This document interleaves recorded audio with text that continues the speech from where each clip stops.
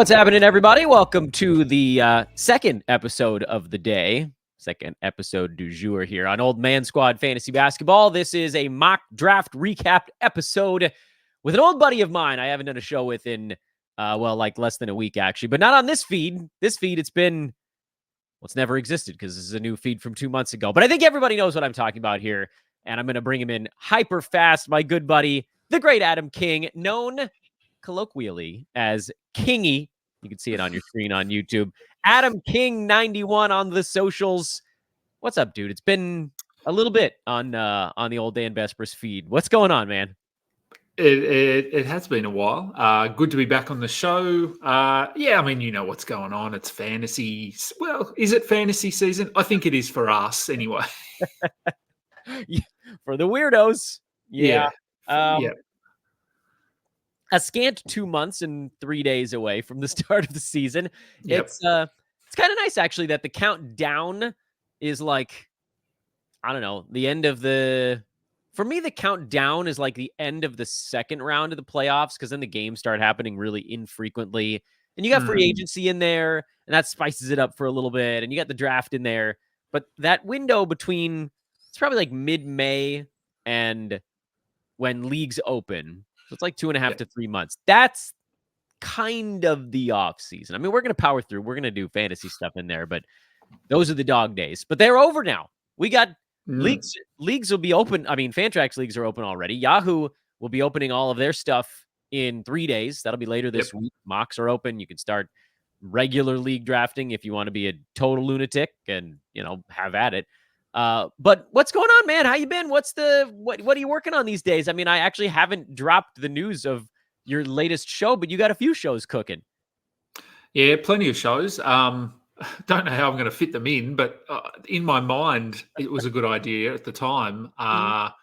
So I think, over at FBI, I think I'm going to have 4 to 5 shows a week with various sort of guests, regular guests. So it'll be unlike you. I just can't sit and talk by myself for 45 minutes. So I need someone. I do it. I don't love doing it. I can do it. It's like the old baseball play-by-play thing. Yeah. But this is nicer for me. I like talking to other lunatics because then I don't feel so alone in my problematic way of thinking. Sitting in your bedroom there alone. I know. Yeah. This is a studio. I don't know what you're talking about. Oh, yeah. My bad. Sorry. So no, look, plenty of shows coming up. Toiling away in the background for RotoWire, writing all of their Yahoo player season profiles. So I think I've done about 200 of those. Woo. So chipping away at those sorts of things, and then as you said, a new show coming up. Let's do it. Let's reveal it. Let's reveal it here before we dive into the mock draft. People can sit through 2 minutes of other stuff. They'll get over it. We might get a 1-star review, but we'll get through it. That's all right. 1 star is better than none. I mean, we did tease it. I think I popped something up on Twitter last week or whenever it was weekend. An idea that I came to you with, and you were on board with it, and adding to your plethora of shows that are coming out over the next however long. So I used to really enjoy listening and along to you and Jonas Nader and Scott Bogman doing the Real Big Three show, which feels like a lifetime ago that went off the air. And that was because In This League moved away from basketball. Is that right? Correct. Yeah. And I try to, wherever I can, publicly take shots at Boggs. He knows I love him, so I think I can get away with it. But yeah, they stopped doing basketball. And then Jonas has kind of stopped doing fantasy sports as well. So, I mean, that was first one, and then the other. That, of course, was the fire sale over at RotoWorld that he got caught up in. So, yeah, I mean, that show was a blast over the years. But your show that you're about to tease here, kind of the name is a bit more reminiscent of the Zach Galifianakis short, I guess it was like a web series that he did, right? Yeah. Between Two Ferns.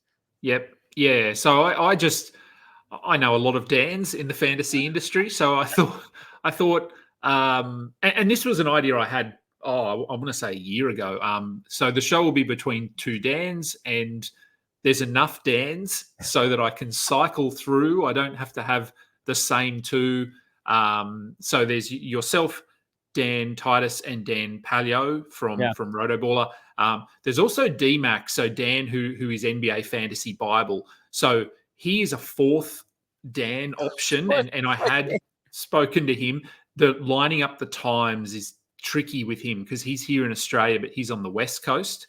So he's 3 hours behind me. Oh, dear. So that's the challenge there, but I'm sure we'll work something out. And I've actually already got some surprise guests lined up for the show. Are they non-Dans? They are non-Dans, but I'm going to ensure that when they put their little name thing down the bottom here, their first name will be Dan for the show. So if it's Noah Rubin, we're going to have Dan Rubin on the show. That's the plan. But yes, so the show launches this. What are we doing? Wednesday to Thursday, I think US time, with both Dan Palio and Dan Titus, and it'll work much like the real Big Three. So each of us will just bring a couple of topics, hopefully about basketball, but maybe not, and we'll just round table it for 40 minutes and see what we come up with. There's the graphic. I threw the graphic up on the screen. Now I'm going to mess something up while I try to go back to getting the mock draft, but that's the logo. There's your handsome mug there in sort of cartoonized fat. That was a really cool. In any event, I loved the graphic that our guy put together on that one. Let's get the mock draft cooking now. What we're going to be looking at today, if I can pull this off properly. There it is. I think I got this open now on for YouTubers. Hey, quickly, I know everybody can't stand waiting on anything, but thank you guys for waiting on talking about fantasy. If you have a moment here towards the front end of the show, please do like, rate, subscribe, all that good stuff. This is critically important as I work on trying to expand the Old Man Squad network. And obviously this show that Adam's talking about is going to be a part of it. This is what the top of your draft looks like, Adam. I'll be, of course, reading the names for folks that are just listening to the audio version. You had the 11th pick, and I just kind of want to dive right in. You went Trae Young, which is not at all crazy at that spot. This is a 9-cat head-to-head mock result, which I think does factor in Trae Young, certainly a much more enviable player to have on the head-to-head side because of that kind of high-low thing that goes on with his categories. But I guess my question on pick one isn't so much like why Trae, because there's a lot of obvious why Trae answers, but maybe why not the other players that were still there, like a Steph Curry, or, we see Anthony Edwards going that early sometimes. I'm not a fan of it, but we see it. Sabonis, who you did end up, by the way, with in the second round. Donovan Mitchell also sometimes going in that range. Why was Trae the choice here at 11? Yeah, it's I actually don't mind picking at 11 or 12 in just a standard draft like this, because the decision making it's somewhat taken away from you. So someone has already made the decision to take Giannis. Someone has taken Tatum. Someone's taken Embiid. So I'm not left with one of about 10 players like we do at pick 5 or 6. So why not the others? I'm steering away from Embiid, injury risk, all that. Kevin Durant, look, I mean, he wasn't there, so I didn't have that choice, but I would certainly take him over Embiid. But if we look at those players after, as you said, Curry, Mitchell, Edwards, I'm not interested in the first round. I know he's exciting and I know he's flashy, but we haven't seen anything close to first round value yet. Curry, I don't know. I mean, he was good last year, but I prefer Trae. He has that assists upside. He could be 25 and 10 this year. Curry could be 30 points, but he's not going to get 10 assists. So I just prefer that. Donovan Mitchell I would have considered. He was probably the other name that I would consider there. And Sabonis, but I managed, as you said, to get Sabonis coming back in the second round. Yeah, and that's that. I mean, we can segue into that one with Sabonis, kind of a target that you were hoping to get at that. And obviously only 2 players could come off the board between your picks here at 11, but you've got that firm assists base. Now you add to it with a big man who can also pass a little bit. Is that part of the Trae Young build design you're going for here? Yeah, I like that build. I think points wise, obviously Sabonis is not an elite scorer. He's going to be 18, 19 points. But Trae Young sort of offsets that, I think. No, I like this build. I like potentially having the league leader in assists and the league leader in rebounds on my team. And as you said, Sabonis is, other than Jokic, Sabonis is probably next best in terms of centers that can get assists. So yeah, I like that build. I've done a build similar with Donovan Mitchell and Sabonis and I think I had the 10th pick or something in Trae went at night. It was some other league. I don't know. I've done too many drafts already. On August 19th, by the way. I know, it's sad. So yeah, I actually don't mind this build. I like locking up assists, rebounds, points to some degree. And you'll see from my next few picks that I sort of lent into points and threes and some assists, out of position rebounds, that sort of thing. Cade was your pick towards the end of the third round. That would be number 35, which, I mean, frankly, from this type of team makes a lot of sense. You're a high turnovers team already, and Cade is likely to suffer from a little bit of the turnover malady. But he's also a guard that's going to get you scoring. He's going to get you assists. He's going to get you probably some defensive stats. Between he and Trae Young, you've got some free throws in better shape. And then Paolo Banchero coming back in the fourth. This is one that Josh tortured you about when he was going over the draft. A little bit of an odd choice there, given the way your team looks so far. Talk to me a little bit about Cade and Paolo here, 3 and 4. Yeah, I think Cade has, he's obviously had a pretty, I don't know, I would say not disappointing, but the start to his career probably hasn't been what people had hoped for. And a lot of that is on Detroit and on their record and not having to play him, and then some injuries. So I think now he's settled into a nicer spot in draft. So he was going second round for a while last year, and that was a little bit too high. And I've been relatively high on Cade, but to get him here back into the third, I think he's fine. And as you said, he fits my build. I'm sort of, I mean, you're looking at my team, and the more you scroll down, you'll see it. I probably soft punting steals, although I do chase steals a little bit later in the draft.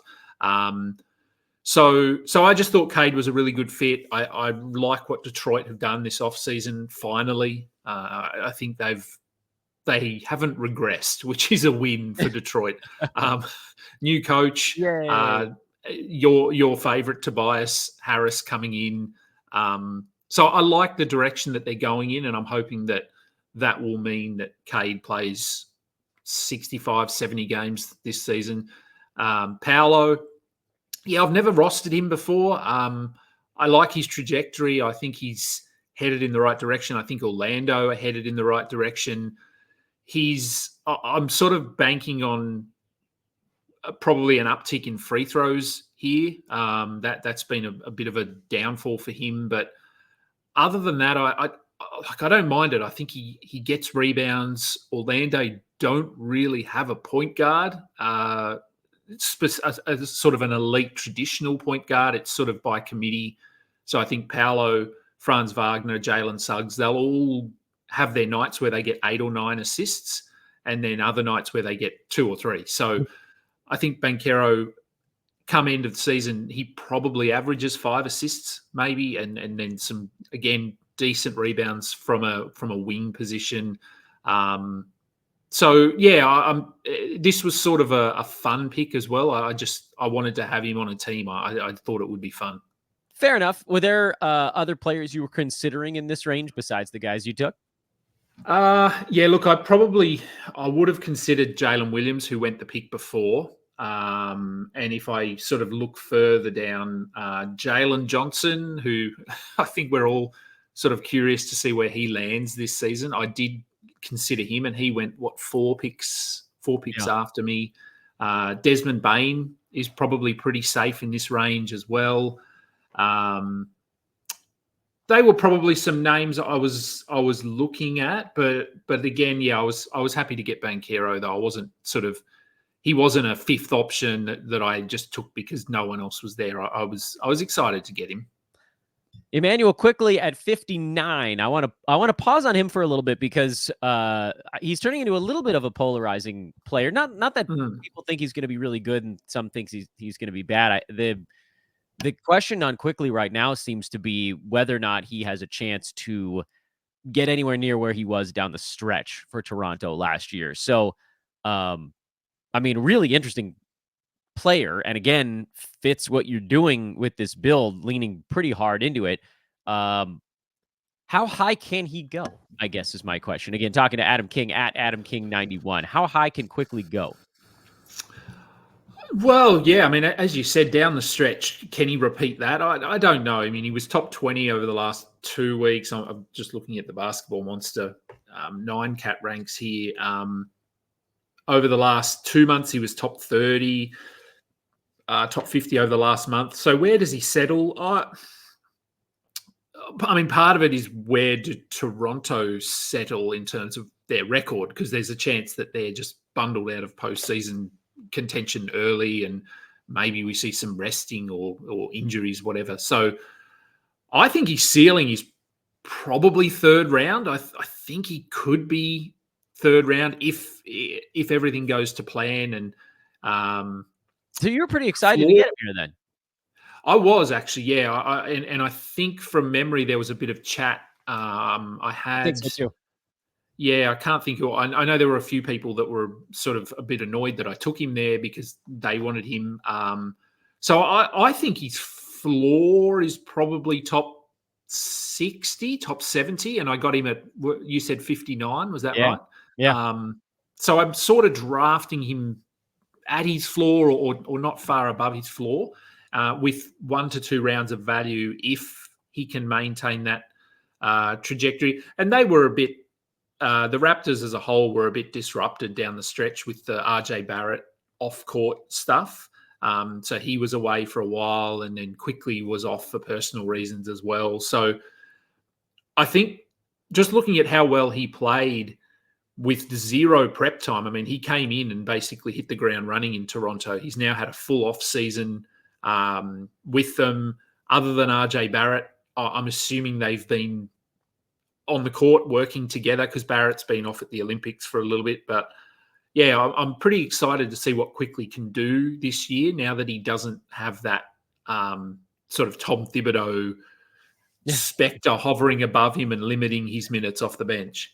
Just didn't freaking like him. It's inexplicable. So let me ask you a strategic question now, or maybe I should do it. Josh has tried to get on me on Friday about this, so I'm going to do a better job. We're going to take a very fast commercial break for those that are listening after the fact, and presumably at some point YouTube will auto insert one here as well. We'll be right back.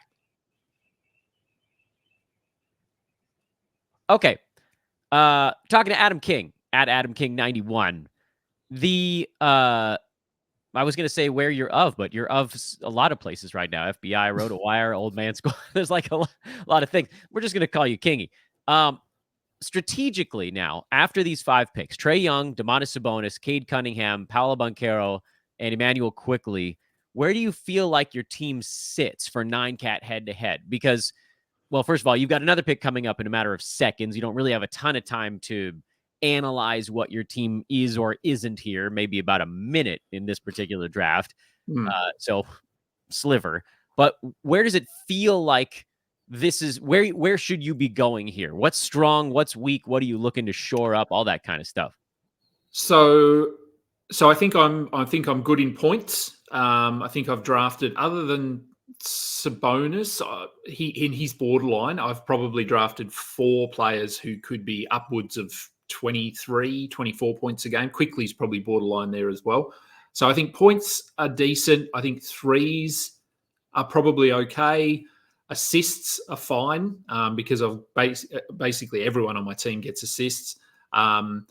Free throw percentage, despite having Cade there, I think I'm okay in free throw percentage. So it's really, so I probably need, I need blocks. I'm probably done. I don't think I'm coming back from missing all these block centers. So I probably need to grab some rebounds, and I probably need to just shore up my steals a little bit. So I don't think I'm going to be elite in steals, but I do think that you can get some steals later in drafts this year. So rebounds and steals, and just drafting, because I'm not chasing blocks. I'm not sort of going after those Rudy Gobert, Walker Kessler, those guys who hurt your free throw percentage. So by default, I'm probably going to be drafting guys that are okay in free throws. I don't really need to focus on free throws. It'll just happen as I draft. Yeah, and you got to make sure too, and you've kind of done this with your next pick, although there's some question marks floating around him. But you've collected a center who rebounds without hurting your field goal percent, and that's kind of hard to do once you get a little bit later on. There's a couple of names floating around. One of them you guys know, everybody knows I'm targeting, and that's Valanciunas. But you went Vooch here a couple picks later, and as Vooch in the 60s, like this is the first year I haven't been riding the Vooch train very hard in a long while. I'm afraid of a possible trade. I'm afraid of him like not really caring that much. But despite all of that, in the 60s, he's still a relatively like quiet, safe play because he gets you the things you were talking about, right? Some points, some boards, not much in the way of steals, but like doesn't hurt your free throw percent. That's part of the mix for you here, and doesn't block shots. So if you're punting those, it doesn't matter that he's not a great shot blocking center. So I guess what I'm saying is I get it, even though I'm not a massive fan of Vooch, like as a whole, it does seem like he fits what you're trying to do here. Yeah, he does, and I wasn't excited about it either. But because much like you, and I think much like a lot of us, we have our question marks regarding his role all season. I think he probably starts the season as their starting center, plays 30 minutes. But how long does that last? Do they look to move him? Do they just cut his minutes back and get Jalen Smith in it? So we really don't know what Chicago are thinking. But I figured at 62, he was top 50 last year. He's going to be, even if he's playing 30 minutes a night, he's going to be 16 and 10. He'll hit a three. He won't hurt my free throws. So in terms of my build, I think that probably makes him relatively safe here, but not very exciting. It wasn't. If I talked about sort of my first 5 picks, and I was really excited by those players. Vucevic doesn't excite me, but he gets me what I need. So no, look, it was sort of a plug and play. He'll leave him in there, and if something happens with his minutes or his role at some point in the season, I'll deal with it then. That's a next month problem. Did you consider someone like a Julius Randle here as an alternate big man option that also is, I mean, not as good at the free throw line, but more of a scoring, rebounding big as opposed to one who gets defensive stats, or was that not really on the radar? No, look, I did consider him. I almost thought about Hartenstein, but his free throws aren't quite as good, and it felt slightly high for Hartenstein, and he went off the board not long after. Scroll over there. Look, there weren't really. I mean, I'm just sort of scrolling through here and looking at centers. This is sort of a bit of a dry spot. We've got Brook Lopez there, but he excites me even less than Vooch. Yeah, I mean, especially if you're punting blocks, there's absolutely no reason to have him if that's no. Mark Williams is someone I'm pretty excited about, so I would have considered him. Hey, there you go. You're the only other person on planet Earth that isn't terrified of him right now, I feel like. No, I mean, I thought he was really good. I think people just, obviously the back injury is what people remember, and same with LaMelo Ball. But Mark Williams, when he played last year, he was 59th per game, 27 minutes, basically doing exactly what we thought he would, 13 and 10 with a steal and a block, and doesn't hurt your free throws. He's not elite, but he's not terrible. So, no, I like Mark Williams this year in this range, top 60, top 70, because I think the Hornets, who knows what the Hornets are doing, but if LaMelo's healthy and Brandon Miller's got another year under his belt, and so, no, I like Mark Williams there. But as I said, I'm happy with Vooch, just not excited about it. Towards the end of the 7th round, which I believe makes this pick 83, you went OG Anunoby. You mentioned earlier in the pod you were looking to shore up steals a little bit. Is this the move there? Yes, yeah. Because I'm not drafting him for anything else because he's basically going to be the 4th or 5th option on offense. Yeah. They're just going to plug him in a corner. So, yeah, look, really steals. He's good from the free throw line. He'll hit me some threes. Won't do much else. So this was, yes, it was just really going steals. And I mean, yeah, that's the only way I can justify him there. Really, is that I needed steals. I was gonna say your voice doesn't exactly sound excited about it. It's not. I'm okay. Again, it's a little bit like the Vooch pick. I'm okay with it. I don't hate it, but I don't love it. And he look, if he can play 4th option on offense, maybe that means he can get his steals back up to 1.7, 1.8. And I mean, if we know anything about Tom Thibodeau, it's that he's going to give his starters plenty of minutes. So Anunoby, as long as he's healthy, he's going to be playing 36 minutes a night. Yeah, so let's ride until the wheels fall off. Would you rather talk about your next pick? This one's a little spicier. Yeah, Cam Thomas. I took next. So I don't know what pick that is, but you can do the maths there. But 86? Okay. Okay. Okay. Another one of those polarizing is probably not the right word, but I've never been a Cam Thomas guy. I've never had him in a fantasy league or anything like that, but Brooklyn aren't going to be very good. And Thomas is probably going to just take as many shots as he wants to. And I mean, we've seen it. He's had multiple 40-point games. So this is getting a guy that could be top 10, top 15 scorer in the 8th round. So that alone, I think, warrants a risk. And then it's all about what else can he do? Can he get some defensive stuff? Can he get some assists? And I'd like to think he could get some assists. I think we saw flashes of some playmaking last year. And I mean, he's got Dennis Schroeder there, maybe Ben Simmons. Who knows? We don't know. But no, like this is a pick that I'm okay with in my build. It basically locks up the points category for me because you're not really getting anyone in this range who could be upwards of 25 points a game. And you can see Jordan Poole and Tyler Herro went before him, and they're sort of 3 similar players, I guess. And Poole, if we think back 12 months, Jordan Poole was going top 50, top 40, which was too high in hindsight, far too high.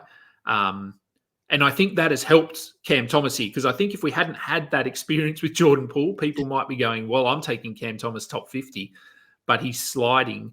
And if you had the choice of Cam Thomas or Jordan Poole here, so pick 90-ish, do you have a preference? Would you go Poole or Thomas? I think I'm going Thomas, actually, between those guys. I mean, because like a lot of Jordan Poole's success last year came after Tyus Jones went down and Kuzma was playing every other day down the stretch, and that's when he got to run a little point.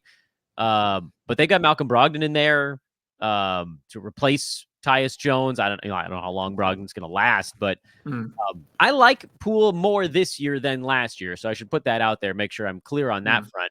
But Cam Thomas is far less fettered when it comes to what he's going to get to do this season.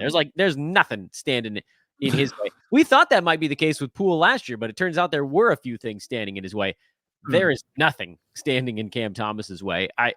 They're both low floor, high ceiling types, but I don't hate it. I mean, there is a certain fun factor with having Cam Thomas, who could just blow up 40 points and 1 rebound and 1 assist on a given night. And you're looking at it like, this is a weird fantasy line, but it was kind of fun to see it happen. So let's do your 9th and 10th picks. And then I want to sort of stop and assess your team again here, because I want to keep sort of tying it back into the, like, how do you build around Trae Young? Because it's going to be happening a lot this year. He's back to being he's going in the first round in drafts this season after a year where it was a little iffy last season. Sometimes yes, sometimes no. In the 9th, towards the end of the 9th round, which I think is now pick 107, Onyeka Okongwu. This is really intriguing. And then 3 picks later, Dyson Daniels, which, hometown hero. Okongwu, is it? Honestly, Adam, I don't even know how to ask this question. Is it finally the year that Clint Capella gets traded? We don't know. Nobody knows. We don't. I hope so. Yeah.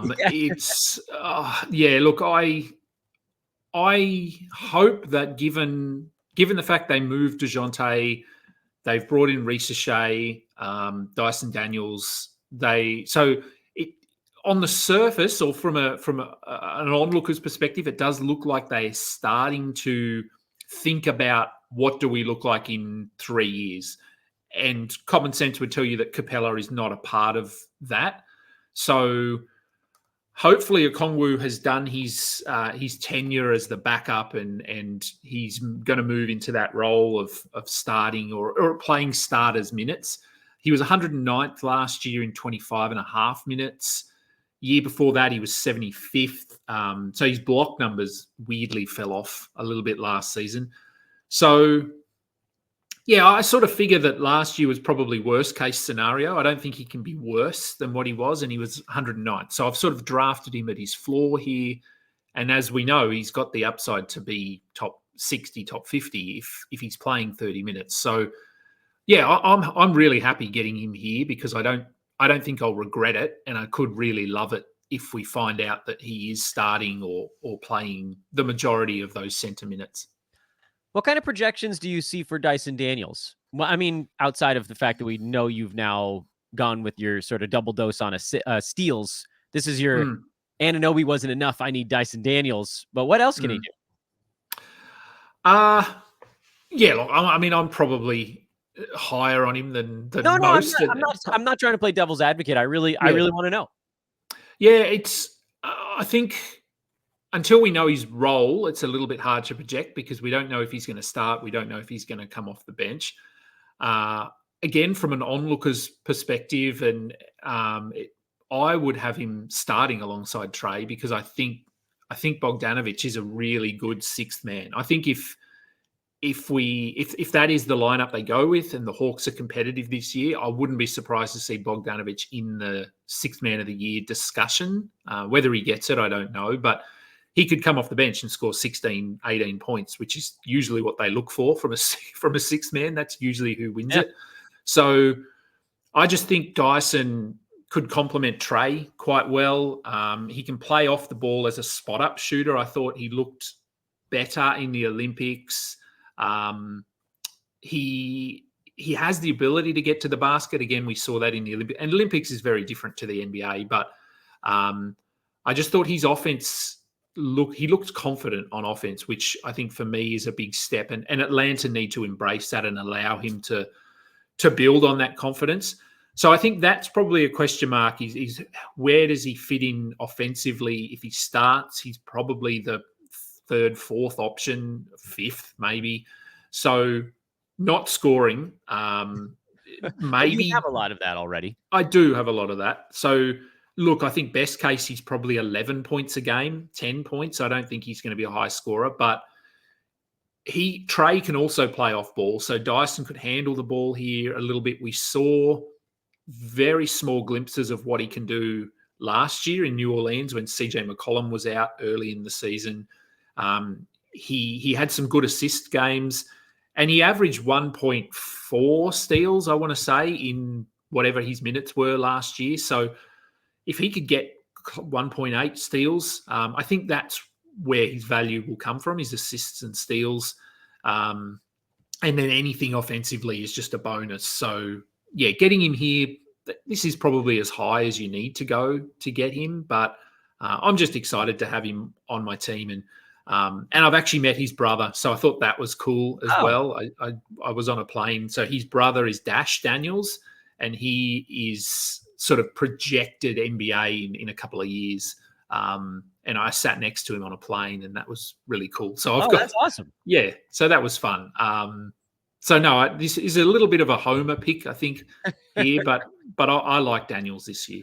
Yeah, and frankly, once you get past pick 100, 105, whatever, you can kind of do whatever the hell you want in most of these drafts. Like the names, and I'll scroll across the board for folks watching, but if you're listening, Chris Paul, Bogdan Bogdanovic, Draymond Green went immediately after.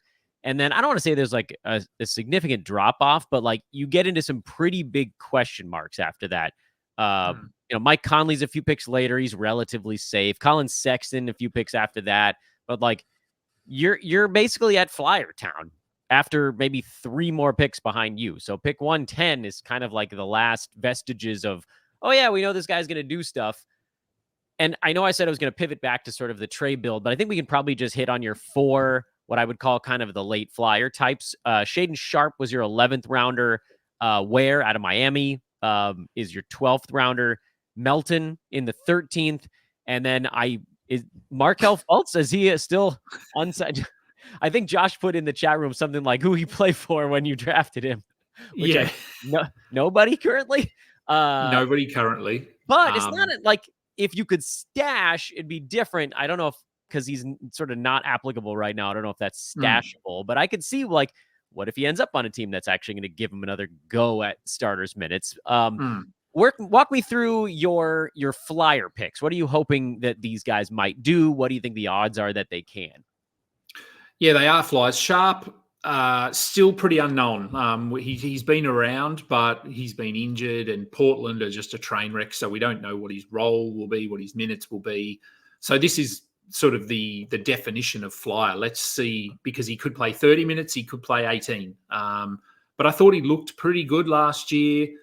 Portland have no incentive to play their veteran guys past January, so it might be that this is he sort of holds value for the first couple of months, and then the back end of the season is where he breaks out. So, yeah, as you said, once you're into this range, you just draft him and see what happens. And maybe I drop him after a week, maybe I don't.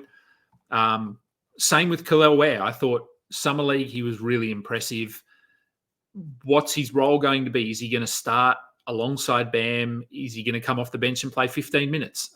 This will be one where I'll probably have a pretty good indication within the first 1 to 2 weeks of, is he someone to hold on to, or do I just drop him? Because he can spread the floor. He gives them a really good look, I think, Miami, and I hope that they play him alongside Bam, but I don't know that they will. But I thought he looked good offensively. He can hit threes, he can block shots, he can get rebounds. Melton, I mean, we know who Melton is at this point. If he can play 25 minutes on any team, he's going to get you some steals, some rebounds, some threes, he just does a bit of everything. So I was actually surprised Melton fell this far. I know his role is a little bit up in the air because he's on a new team in Golden State. But I figure they're going to play him. They're going to use him as the sixth man.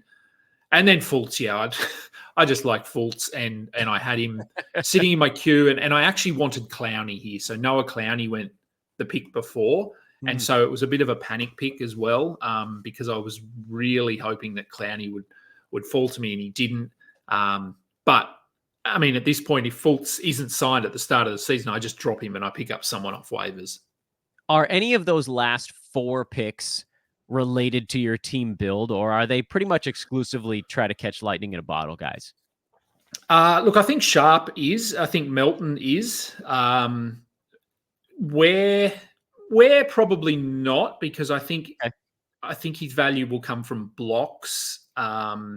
Is that field goal percentage? Sorry, I didn't mean to cut you off. Is that how you typically play it with your last few picks? Try to get them maybe tangentially related to build, but is it something you're consciously thinking about, or were those guys that you liked anyway? Ware was just someone that I like. I like grabbing him just in case. And yes, he doesn't fit my build, but if he comes out and he plays 26 minutes and he starts and he's a top 100 player, then I can wait 2 weeks and move him. I can trade him for someone that does fit my build, because his blocks they're not going to count for anything on my team. So someone who is looking for blocks might give up a top 60 player to get him. So it's a bit of both. I think you can take flyers on guys that fit, but this is your bench. So you can also just grab someone that you think has upside and potential to be a nice trade piece A little bit like if we think back to last season, we think of Asar Thompson, who started the season on fire. He was getting steals, rebounds, blocks for about a month, and then was out of the rotation for whatever reason. So he was a perfect example of someone you draft him, you don't know what you're going to get, but he was awesome, and you trade him, and you get someone back, and then whoever got him in that trade regrets it. Yeah, we'll never work with you again. No. Okay, so reeling it all the way kind of back up towards the top, and again, for the folks that are watching the video, I'll pull the menu bar up here. When you're a guy who likes to punt, correct? Mm-hmm. Yeah. Yep. And in head-to-head nowadays, if you're in a competitive head-to-head league, you kind of have to punt something. It's really hard to win a competitive head-to-head league attacking all 9, at least in 12 teamers. 30 teams is a little different. You sort of because if one guy goes down, the whole makeup of your team shifts completely. But, in a 12-teamer like this, you're starting with Trae Young. So I want to do more of the 30,000-foot view thing here to wrap it up. When you drafted Trae Young in the first round, from a punt standpoint, what was the first thing that popped into your head? Was it, I don't want to think about this yet? Or was there an angle that you were starting to explore immediately? Yeah, look, I usually start to think about a punt. That can shift early depending on who's available. So I often punt 4 categories, and it's not. It works. I've won leagues doing it, but it doesn't leave a lot of room for error, because if you stuff up on one of those categories, you sort of you shoot yourself in the foot. And in a head-to-head league, if you're winning 5-4 every week or losing 5-4, there's almost no way you can finish top the standings. You're always going to finish 6th or something like that, and sort of scrape into the playoffs, and then you build. Yeah, it works in your favor in the playoffs because you only have to win 5 categories. But so I'm potentially trying not to. So with Trae Young in past, I would have gone, okay, I'm punting rebounds, I'm punting blocks, I'm punting field goal percentage, and I'm punting turnovers. I sort of thought, okay, well, not wanting to punt 4, I'm happy to punt maybe 2, which is blocks and field goal percentage. So I need some rebounds. And then I think I think my mind works pretty weird when it comes to punting, but I sort of then go, okay, well, if I'm punting traditional big man stats, which are blocks, rebounds, field goal percentage, but I'm still going to have to draft some bigs. I need a center. I need a power forward. So I really just target those bigs who will get guard stats, and Sabonis fits that bill. He'll get some assists. He won't hurt my free throws, but he gets rebounds. Vooch fits that build as well. Last year I had Bam Adebayo, who sort of fits that build, but then his free throws were weird, and he annoyed me, so I don't want to draft him again. So there are players that fit that build. So yeah, look, I think I went with Trae, and then I went, okay, now I need to get some rebounds and guards and wings that get rebounds. So Cade Cunningham could get 6 rebounds. Banchero could get 7 rebounds. So yeah, there's layers to it, but I usually start to think about what I'm going to punt from my first pick, but I wouldn't say you need to lock yourself into a punt strategy that early. Last question, and then I'll let you get your actual day started here, because this first thing in the morning for you.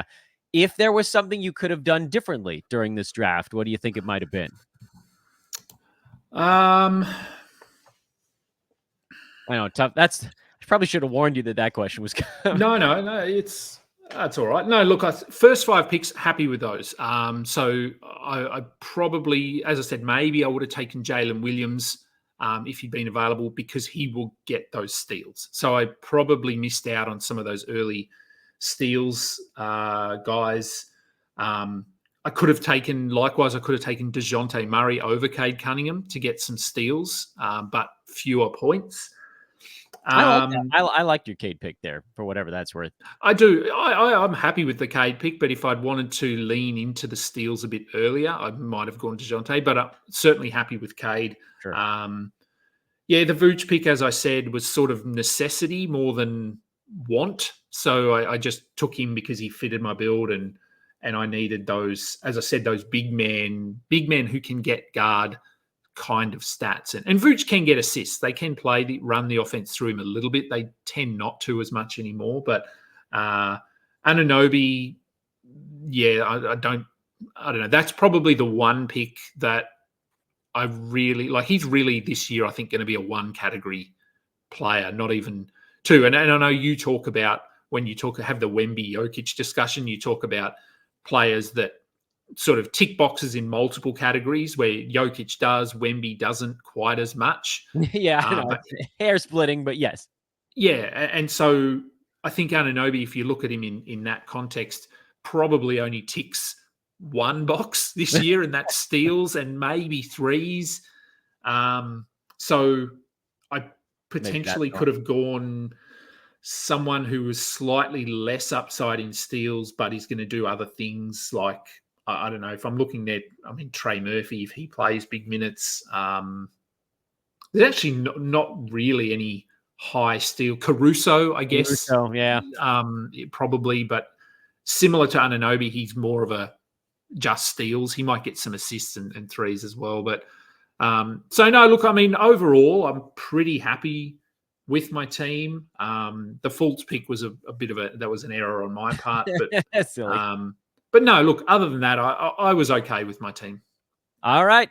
That officially wraps us up on this one. The great welcome back to my good buddy Adam King at Adam King 91. He is kingy. We did promo at the front end, man. But anything you want to pump before we let you go? No. Good to be back on the show, and we'll be we'll be together, seen together a lot more with the new show and everything coming out, and we've got a lot more of the interview that I did with you. Obviously, came out on the weekend, and I think we've got another 12 or 14 of those to come, awesome. Which I've already recorded. So yeah, they'll continue coming out right up until the start of the season. Those are where can people find those? So they'll be on Twitter, so I'll be tweeting them out. The FBI Twitter account will be tweeting those out as well. But they're over on our YouTube channel. So FBI Basketball is over on YouTube. So yeah, of course, appreciate anyone. Much like you, we're building, we're a little more into the build than you, but always looking to expand and get people on board. So yeah, head over there and subscribe and do all of that stuff. Yeah, I'm not good at the promo stuff. Rate, subscribe to their stuff and my stuff. Let's just have a like and rating and subscribing party. Adam, I very much look forward to being one of the pieces of bread and the between two Dan sandwich. Yes. And I'll talk to you very soon. No worries. Thanks, Dan. And that was the always delightful Kingy, Adam King. It's good to sort of get resettled with an old pal, someone that I've worked with quite a bit over the years, at a few different junctures, I think, if I'm remembering right. And it will be a lot of fun to get a show like that going. Adam is in charge. He keeps trying to make it like this show is about the Dans. It's not. We're the comic relief, the four Dans. Adam is gonna have to Ernie Johnson the rest of us on that pod, but it's gonna be a blast. I believe he's opening up with Dan Titus and Dan Palio in a couple of days. I think the first episode drops, if I'm not mistaken. So make sure to check out Between Two Dans. That show is coming shortly. The analyst interviews, that's the other one he was talking about over on the FBI channel. Between Two Dans is going to be right here on the Old Man Squad channel. So make sure to check those out. I've left the window open for the YouTubers. You guys can see, I'll actually scroll out a little bit. You guys can see most of that's too far. Most of the draft, or at least the teams that are around Adam in this one. A couple days ago, you guys got to see kind of the front end of the draft where we were talking about me, my team, Josh's team in that third pick. Now we've got one kind of towards the back end. This was, again, Josh's 9-cat head-to-head mock draft. So I'll, again, leave that up here for a moment. What's coming up on Old Man Squad? That is what we like to talk about at the end of the show. First thing is, please do that liking, rating, and subscribing. Thank you all very much for hanging out. I know that we did a little bit more catch up at the front end on this show, fully aware of that. But you know what? He's Adam I haven't talked to on the pod in multiple years. So Felt like there needed to be a little bit of friendly banter at the beginning. I appreciate you guys understanding on that front. As far as what shows are coming up, we've got guests basically every single day this week again. Tomorrow, we'll be talking to Noah Rubin. He is of Roto World fame. We'll be getting into the Yahoo board if there are any adjustments. If not, some of the targets that he's been looking at so far, maybe a little bit on the dynasty side with the rookies coming in. Jacob Dunn of Sports Ethos. He'll be on Wednesday. We'll talk points leagues targets for Yahoo leagues. Who are the guys that are dramatically over or under ranked on points leagues? The aforementioned Dan Palio, that's likely coming up on Friday of this week. We'll also get some mock drafts going as soon as Thursday. We've got the 76 through 100 range coming up. I've got a real draft result that was submitted by one of you to analyze this week. It should be a freaking blast, and I'm so glad that you guys are along for the ride. I am Dan Vespers. Now I'll take this screen down. At Dan Vespers on Twitter, at Old Man Squad. Again, that one will follow you back. You'll get my show, you'll get all of our other shows, and you'll, of course, get Between Two Dans, which is yet to launch, but that's coming up in just a couple of days. Thank you to my guest, Adam King. Adam King 91 on social media. Follow him as well. Have a wonderful rest of your Monday. See you tomorrow, everybody.